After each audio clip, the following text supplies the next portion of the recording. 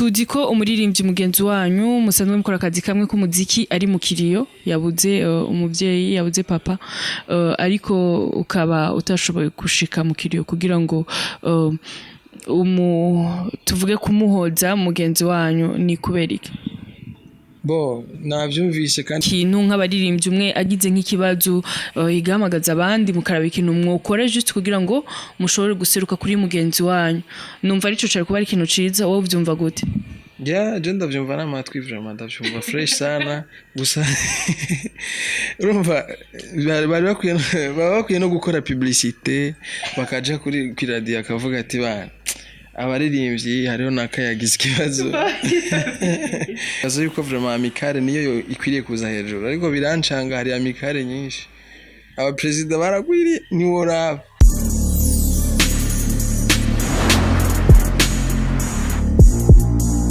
bakunzi ba Buja Hit TV ndabaramukije cyane kandi ndabakunda cyane ni Nancy Amanda kuri microphone inyuma ya kamera hari CK Professional uyu munsi tukaba turi kumwe n'umuririmbyi w'umurundi akaba azwi ku izina rya B-Face on the Flow tukaba dufise byinshi cyane dushaka kuvugana nawe ariko muri ivyo byinshi dushaka kuvugana nawe nituza kuvugana byinshi bivanye n'umwanya ariko reka ndamuramutse ndamuhe n'akanya aramutse ukakurikirana ikiganiro cacu ndakuramukije cyane B-Face ndakuramukije kandi nongere ndamutse nariko baradukurikirana bose. Okay.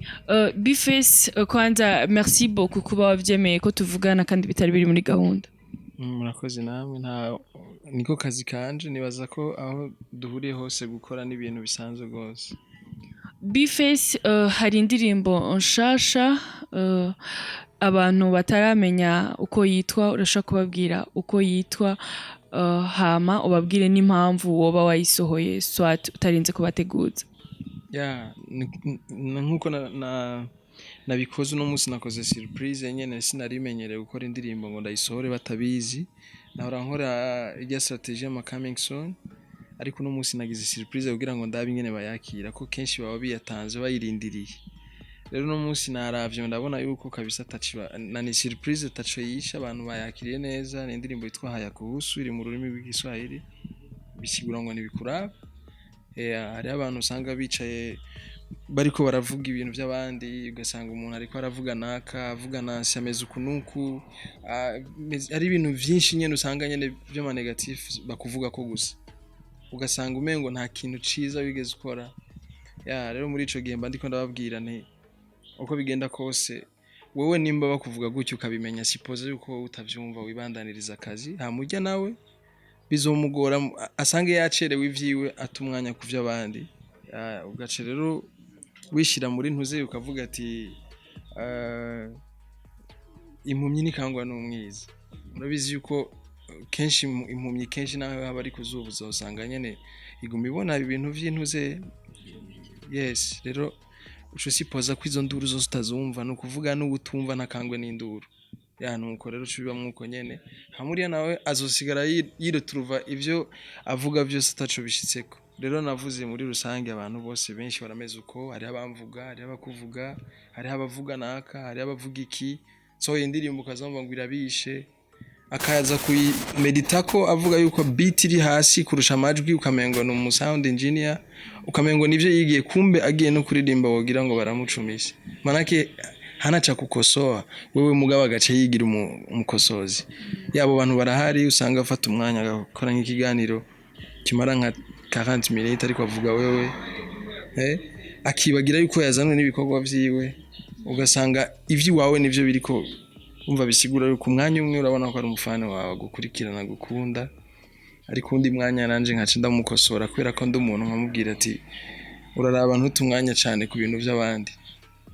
wibuke yuko nivyo wawe bikenewe kubera ko nimba ari byo byakuzanye nta kuntu woca uvuga ibindi by'undi muntu nimba atari ibanga B-Face umuntu nashaka ari umuntu wera kuvuza ibintu bikakubabaza hama ukicara ukiyumvira ico kintu erega si umwe gusa kandi ntiyabikoreye jewe gusa nibaze yuko mu bantu bose hari umugani bavuga ngo n'udafise inka arabona aho zitaha sivyo jewe naho batobimvuga ko nawe bo bikuvuga ko nkabimenya turaje mu marigara y'abantu benshi ugasanga bicaye ku ndirimbo ya naka turaje ahantu ugasanga bari kubavuga umukobwa kanaka bari kubavuga kubera iki mutotegura ama projet mukavuga ibintu bibateza imbere apana insaku ofite indirimbo ihagaze ku bantu bavuga insaku cyane yes ntawe mvuze je uwumvuze nawe kandi barahari mugabo muri uwo mwanya sinayiririmbye kubera ko bamvuze nayiririmbye kubera ko abantu bavuga abandi barazi ushinga n'ibindi ugasanga naka ariko avuga naka ibintu nk'ivyo kaba ari byo bamama. Hari indirimbo wakoze Bface ku baririmbyi na cane cane baba rapper bo muri Kenya hari ico bacaravuyemwo hari abo bararonsa akaryo ko kuvugisha canke kukubaza impamvu woba warabikoze. Hari abambajije hari abajournaliste bo muri Kenya bambajije ndatanga ama interview yoba yaciye nko kuri TV nka zibiri gusa hama confinement iratangura urumva yamaze nka insomeni isohotse confinement iratangura urabona ko corona yastofye ibintu nka byose uko indirimbo yanje yoba yaraferinze ntishike nkuko nabishaka niko n'ukora business izarizo zose yoba yaraferinze nk'ukora nk'urangura nk'ibintu muri Chine urangura ibintu hehe imipaka yuga urumva ko udasubira gukora abaririmbyi nabo na disinze ni baki bafise ama studio mu nzu bavuga ati ndaririmba ndashire kuri YouTube no yavuga ati reka nkore projet numve nyene ko abarundi bazoyumva kuko natwe batudisinze batwumve natwe ivyo dushoboye abarapero muri Kenya barazi challenge carico muri rap barayitahura cyane mugabo vyaciye bihurirana niyo situation cibara bakase urumva si gen sinogi imihari kuko si jeje nyene vyahagaritse ama activité menshi. Wari warambwiye ko après abakenya uzobandanya n'abandi kugeza aho uzumva muri wewe bon ubu reka ndeke reka ureke juste kuba cokoza ikirundi urumva ikirundi nzi ni cyinshi cyane kuba cokoza amafu babitahuye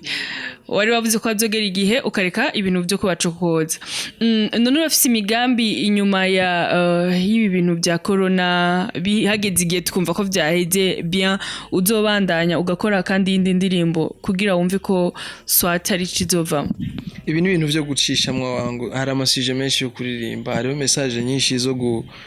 zo guhumuriza societe message zo kwigisha societe message zo kuremesha ibintu nk'ivyo niwo kwama mu bintu byo kudisingana biba biciyemo gusa nyene ni juste ko ari challenge ushatse kwerekana confidence ufise muri style ukora nahandi ho nivyo kwama ari ivyo ngo nkore ma album yo kudisingana gusa wapi gusa bibaye nkumva inspiration yuko no disinga nk'abatanzania canke nka disinga abasomali je no bikora bivana gusa n'ingene ndavyumva ariko muri uno mwanya hariho vyinshi hari indirimbo nyinshi zo gusohora atarizo.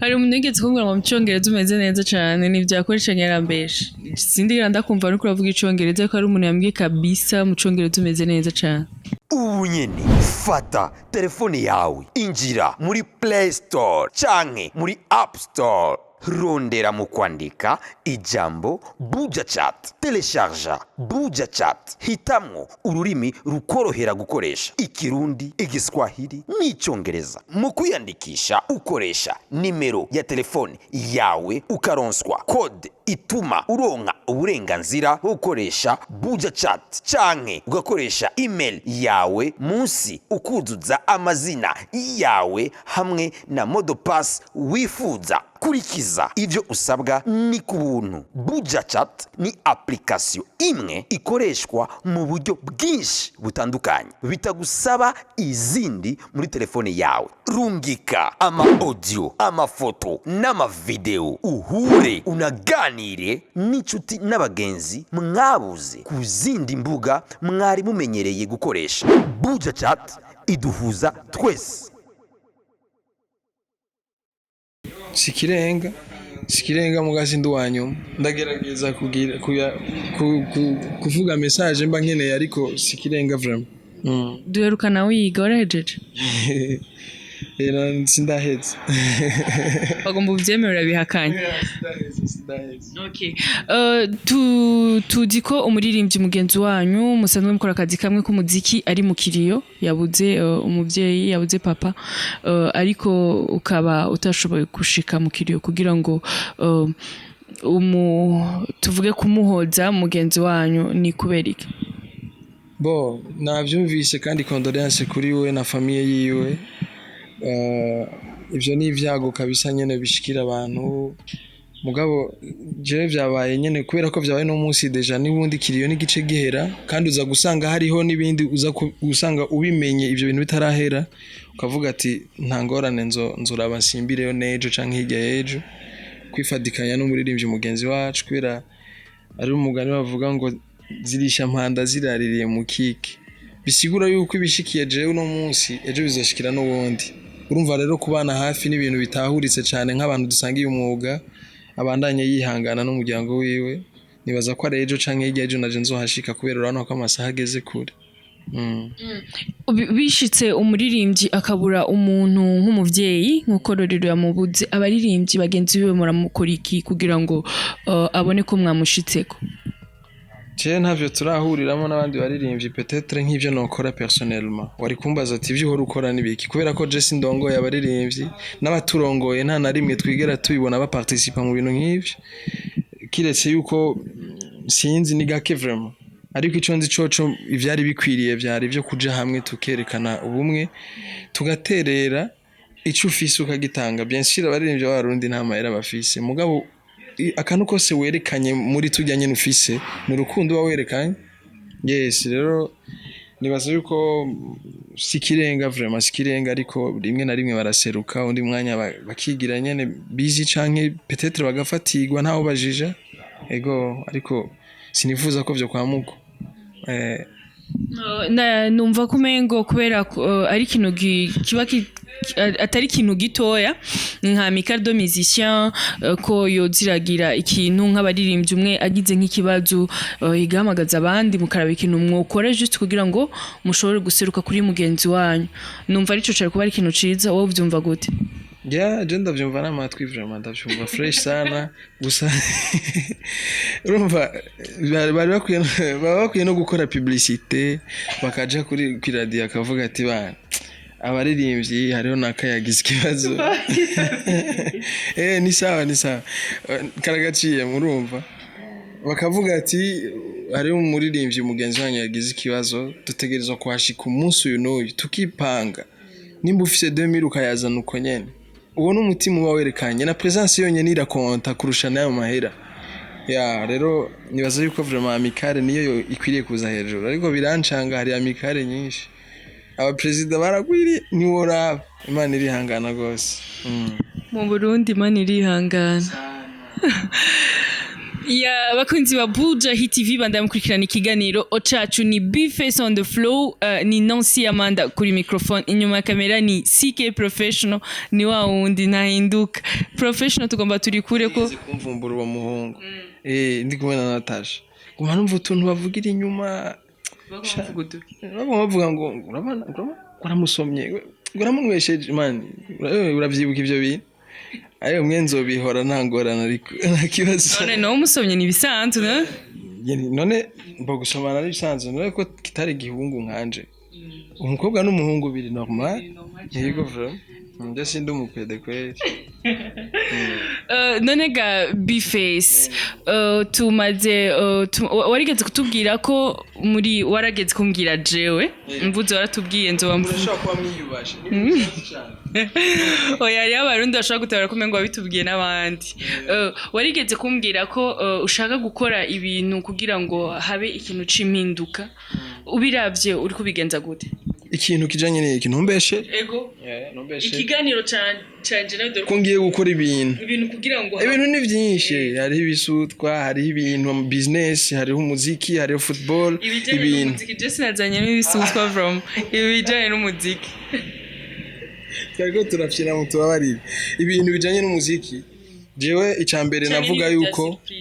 je navuga yuko impinduka ndayishaka muri carrière yanje kubera ko sindi capable yo guhindura umuziki w'abarundi kubera ko guhindura umuziki cambere ni bije ndende cyane nategezwa kuba mfise support y'ama companies na guverinoma ikanajamwo sivyo mugabo muri ico gihe nzi neza yuko nanje mu kugira ngo nkore na clip ya 1 million bingora no hava mpindura iki ariko gusa ndakoresha inguvu mfise bikagera aho bishitse mugabo sinibaza ko byoroshe kuba international udafise bije ivyo urabizi cyane gusa muri carrière yanje ndamenye ingene niyubaka nkavuga nk'ubu narasohoye logo y'izina ryanje abantu ndamaze kuba narasohoye imipira n'amashapo ya ivyo byose urumva ni terambere kuko uko natanguye sikomeze ni step kuri career yanje pana kuri ku muziki en general w'abantu bose oya ivyo ntavyo nashobora. Bifes dusaba agomba barangize ikiganiro cacu ariko tararangiza ikiganiro cacu mfise ikibazo cyanyuma kiri inyuma y'umuziki no wavyara umwana w'umukobwa urifuza ko zitwande no rimenya na muronsi kandi kurangiza iyo term urazi nakubwiye ko kurangiza ari indi term ahubwo ni gusozera ikiganiro kwa kurangiza n'ibindi biboro niyo mvuze kurangiza wumva mwiki je numva ibindi biboro vraiment byo guheza nyene bakunzi ba Buja Hit TV tugeze ku musozo Bifes ndagushimiye cyane ndagushimiye gose kweli ndashimiye nawe baradukurikirana ndashimiye abakurikiranye ikiganiro cacu yari Nancy Amanda kuri microphone ari kumwe na Bifes on the floor inyuma ya kamera hari CK Professional turabakunda cyane we love you so much team yose ya Buja Hit TV irabakunda cyane kandi nimwibagire kugira subscribe like share na comment na ya ndirimbo nimwibagire kuja kuyiraba kuri YouTube kuri channel ya Bifes bandika gute bandika official Bifes hama ugacugira subscribe nimba utarabikora mu gifaransa ni s'abonner mu kirundi naho bavuga ngo iki kwiyabonesha ariko nubundi turitije ariko ntabwo ari ururimi rwacu rero babandanye badushigikira bagasiga nk'aga commentaire bakavuga ati blaza umehara inabidi uchange hama rero nkacinda bikorerako kubera ko imitwe ikoranye nshobora kuba mfise ide nuri akagira yindi nkayikorerako nuko bimeze murakoze turabashimiye cyane ntimwibagire kugira subscribe like share na comment yari Nancy Amanda na Bifes on the floor ciao bye